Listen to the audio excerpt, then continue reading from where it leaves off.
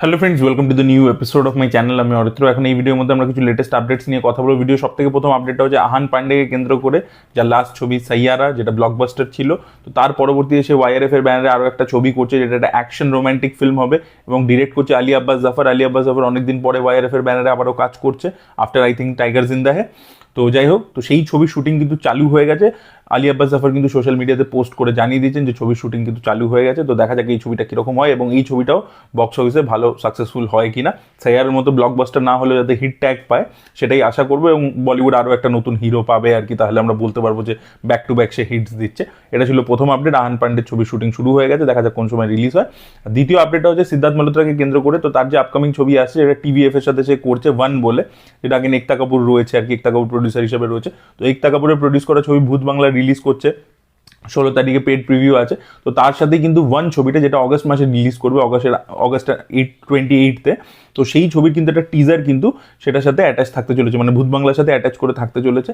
তো দেখা যাক ওয়ানের টিজারটা কীরকম হয়। দেখুন, সিদ্ধার্থ মালহোত্রার ক্ষেত্রে কি, তার কিন্তু ছবি চলে না একেবারে বক্স অফিসে। তো এই টিজারটাকে খুব ইন্টারেস্টিং হতে হবে। কনসেপ্টটা যা শুনেছিলাম, এটার ব্যাপারে যে আর্টিকেলস পড়েছিলাম, খুব ইন্টারেস্টিং লেগেছিল। তো আশা করবো যে কনসেপ্ট লেভেল এবং ভিজুয়ালস এতটাই নতুন হবে, ফ্রেশ হবে, যে কোথাও গিয়ে লোকে দেখতে যাবে আর কি। তামান্না ভাটিয়া এবং সিদ্ধার্থ মালহোত্রা, এদের দুজনেরই কিন্তু কোনো আলাদা করে বক্স অফিসের পুল নেই। তো দেখা যাক আর কি, আশা করবো কন্টেন্ট ভালো হবে এবং ছবিটা হিট হবে। এটা ছিল পরবর্তী আপডেট। তৃতীয় আপডেটটা হচ্ছে রামায়ণকে কেন্দ্র করে। তো নামিত মালহোত্রা আশা করছেন যে রামায়ণ 1 এবং 2 এই দুটো পার্টের ওটিটি ডিল, সে ওটিটি রাইটস বিক্রি করবে 1000 কোটি টাকাতে। তিনি এক্সপেক্ট করছেন যে 1000 কোটি টাকাতে তিনি ওটিটি ডিল, মানে ওটিটি রাইটস বিক্রি করবেন। মানে এখন অবধি একটা লিডিং ওটিটি প্ল্যাটফর্ম, কে জানি না আমরা, নাম এখনো সামনে আসেনি, তারা কিন্তু নামিত মালহোত্রাকে দুটো পার্টের জন্য 700 কোটি টাকা, 700 crores কিন্তু অফার করেছে। কিন্তু নামিত মালহোত্রা কিন্তু এই অফারটা রিজেক্ট করেছে। তিনি 1000 কোটি টাকা এক্সপেক্ট করছেন। আর অন্যদিকে ট্রেড যেটা বলছে সেটা হচ্ছে যে ধুরন্ধরের ক্ষেত্রে যেটা হয়েছিল, যে পার্ট 1 তারা বিক্রি করেছিল নেটফ্লিক্সকে, টাকা পেয়েছে। পরবর্তীকালে পার্ট 2 এর যেহেতু হাইপ বেড়েছে, তারা অন্য প্ল্যাটফর্মে আর কি জিনিসটাকে নিয়ে আসছে এবং অনেক বেশি দামে নিয়ে আসছে আর কি। তো সেই জিনিসটা রামায়ণের ক্ষেত্রেও করা উচিত, যে ফার্স্ট পার্ট যদি সাকসেসফুল হয়, তাহলে সেকেন্ড পার্টের জন্য যেহেতু অ্যান্টিসিপেশন অনেক বেশি থাকবে, তো সেখানে গিয়ে তারা দাম আরও বেশি পাবে আর কি। তো ফার্স্ট পার্টটা বিক্রি করে সেকেন্ড পার্টটা অবধি হোল্ড করে থাকা উচিত। এটাই আর কি বুদ্ধিমানের কাজ হবে বলে ট্রেড মনে করছে আর কি, অনুমান করছে।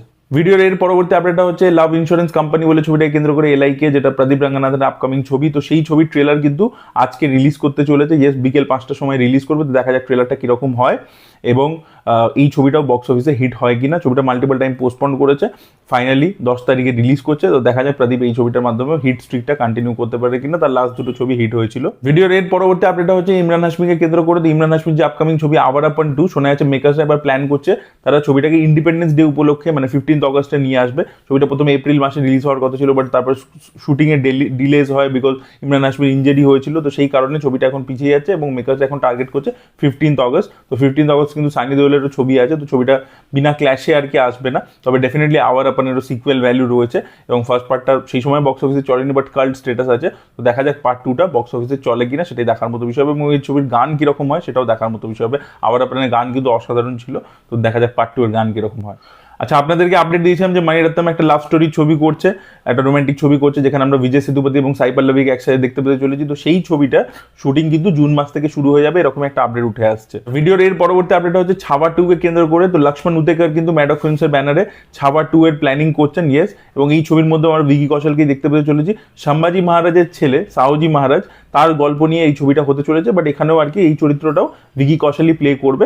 তো ছাবা 1 যেহেতু বিশাল বড় হিট হয়েছিল, পার্ট 2 নিয়ে ডেফিনেটলি অ্যান্টিসিপেশন থাকবে। তো দেখা যাক পার্ট 1টা দেখুন লাস্টের 20 মিনিট খুব ভালো ছিল, বাট ওভারঅল ছবিটা প্রথম দিকটা কিন্তু অতটা ভালো হয়নি। আশা করবো পার্ট 2তে লক্ষ্মণ উতেকার একটা বেটার ছবি বানাবে এবং ভিকি কৌশলকে নিয়ে ম্যাডক আর কি ব্যাক টু ব্যাক বড় ছবি করছে, যেরকম মাহতার বলে ছবিটা আছে, সেটার ক্ষেত্রেও প্রচুর এক্সপেকটেশন আছে। তো দেখা যাক এই ছবিগুলো কিরকম হয় এবং বক্স অফিসে কতটা সফল হয় এবং ভিকি কৌশল নেক্সট লেভেলে স্টারডাম পায় কিনা, সেটাই দেখার মতো বিষয় হবে। এর পরবর্তী আপডেট হচ্ছে প্রভাসের আপকামিং ছবি ফৌজিকে কেন্দ্র করে। তো ফৌজি প্রথমে শোনা গেছিল 15 অগস্টে আসবে ইন্ডিপেন্ডেন্স ডে উপলক্ষে, তারপর পিছিয়ে যায়। এখন শোনা যাচ্ছিল মাঝে যে অক্টোবরে দশেরা উপলক্ষে রিলিজ করতে চলেছে। এখন শোনা যাচ্ছে আরও পোস্টপন্ড হয়ে গেছে ছবিটা, যেহেতু প্রভাস একসাথে মাল্টিপল ছবি শুটিং করছে এবং আপনারা প্রত্যেকেই জানেন সেই সব জিনিসপত্র।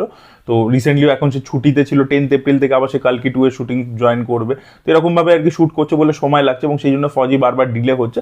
এখন শোনা যাচ্ছে মেকার্সরা টার্গেট করছে যে ডিসেম্বরের যে ফার্স্ট উইক, মানে ডিসেম্বর 4th, সেই সেই সময় কিন্তু তারা ছবিটাকে নিয়ে আসবে, এরকমই তাদের পরিকল্পনা রয়েছে। এবং প্রত্যেক বছর যদি আপনারা দেখেন ডিসেম্বরের ফার্স্ট উইকে যে ছবি বেরিয়েছে, 2023-এ অ্যানিমাল এসেছিল 1 ডিসেম্বর, 2024-এ পুষ্পা 2 এসেছিল, 2025-এ ধুরন্ধর এসেছিল, এবং প্রত্যেকটা ছবি কিন্তু খুব সাকসেসফুল হয়েছে। তো এই রিলিজ ডেটটা খুব লাকি একটা রিলিজ ডেট। তো এই সময় ফজি এসে একটা ইতিহাস তৈরি করতে পারে কিনা সেটাই দেখার মতো বিষয়। আচ্ছা, এর পরবর্তীতে আমরা কথা বলছি ম্যাডক ফিল্মসের আরো একটা আপকামিং সিকুয়েল ছবিকে কেন্দ্র করে, তেরি বাতোं में ऐसा उलझा दिया, এই ছবিটা যে শাহিদ কাপুরকে নিয়ে তারা করেছিল, তো সেই ছবিটা বক্স অফিসে একটা সেমি হিট টাইপের ট্যাগ পেয়েছিল। তো সেই ছবিটা সিকুয়েল তারা তৈরি করছে, এবং এই ছবিটার মধ্যে প্রাইমারি ক্যারেক্টার হিসেবে জাহ্নবী কাপুরকে আমরা দেখতে পেতে চলেছি, এবং এছাড়া কৃতি সেনন, শাহিদ কাপুর এই ছবির মধ্যে থাকবে। মাঝে এরকম আপডেট উঠে এসেছিল যে কুরবানি ঈদে সুড়ঙ্গর সিকুয়েল আসতে চলেছে, বাট এখন শোনা যাচ্ছে না। যিনি প্রডিউসার শারিয়া শাকিল, যিনি আলফা এর আর কি প্রডিউসার, তিনি কিন্তু জানিয়ে দিচ্ছেন না, এই কুরবানি ঈদে সুড়ঙ্গ 2 আসছে না, এটা পুরোপুরি একটা ফেক আপডেট ছিল। এছাড়া শোনা যায় আফরান নিশোর আরো একটা নাকি ছবি আসতে চলেছে, যেটা তিনি ভিকি জায়েদের সাথে করছেন, সেই ছবিটা নাকি কুরবানি ঈদ উপলক্ষে রিলিজ করবে। মাঝে কিছু আপডেট ভিডিওতে আমরা ধুরন্ধরের বক্স অফিস নিয়ে আর কথা বলিনি, মাঝে বন্ধ করে দিয়েছিলাম। প্রথম দিকটা অনেকদিনই পোস্ট করেছিলাম বক্স অফিস আপডেটের। তো রিসেন্টলি আর কি জিও স্টুডিওজ আরেকটা তারা অফিসিয়াল পোস্টার রিলিজ করেছে। তো তাদের ওয়ার্ল্ড ওয়াইড গ্রস কালেকশন যেটা এখন অবধি হয়েছে সেটা হচ্ছে 1501 কোটি টাকা। তার মধ্যে ইন্ডিয়া গ্রস যেটা হয়েছে সেটা হচ্ছে 1134 কোটি টাকা, আর ওভারসিজে 367 ক্রোর্সের গ্রস কালেকশন হয়েছে। আর ইন্ডিয়া নেট কালেকশনটাও তারা আলাদা করে জানিয়ে দিয়েছে, যেটা হয়েছে 961 ক্রোর্স। ইয়েস, তো এই আর কি ধুরন্ধরের কালেকশন ছিল, যেটা প্রডিউসাররা অফিসিয়ালি জানিয়েছে। তো ধুরন্ধর এখনো মারাত্মক কালেকশন করে যাচ্ছে। একটু গ্রেসটা অবশ্যই কমেছে, কারণ ইনিশিয়ালি লোকে প্রচুর দেখে নিয়েছে, এবং এখন রিসেন্টলি রামায়ণ যেহেতু টিজার ড্রপ করেছে, তাই জন্য সেটা নিয়ে প্রচুর কথাবার্তা হচ্ছে। নাহলে তার আগে অব্দি ধুরন্ধর নিয়ে প্রচুর কথাবার্তা হচ্ছিল সোশ্যাল মিডিয়াতে, আপনারা দেখতেই পাচ্ছিলেন। তো প্রচুর মানুষের দেখে নিয়েছে। দেখা যাক ফাইনালি বাহুবলী কালেকশনটা বিট করতে পারে কিনা, পুষ্পার কালেকশন বিট করতে পারে কিনা, এবং ফাইনালি দাঙ্গালের যে রেকর্ডটা আছে সেটাকেও বিট করতে পারে কিনা ওয়ার্ল্ড ওয়াইড গ্রসে, সেটাই দেখার মতো বিষয় হবে। আপনাদের কি ওপিনিয়ন অবশ্যই কমেন্টে লিখে জানাবেন। So that was it guys, thank you so much, by.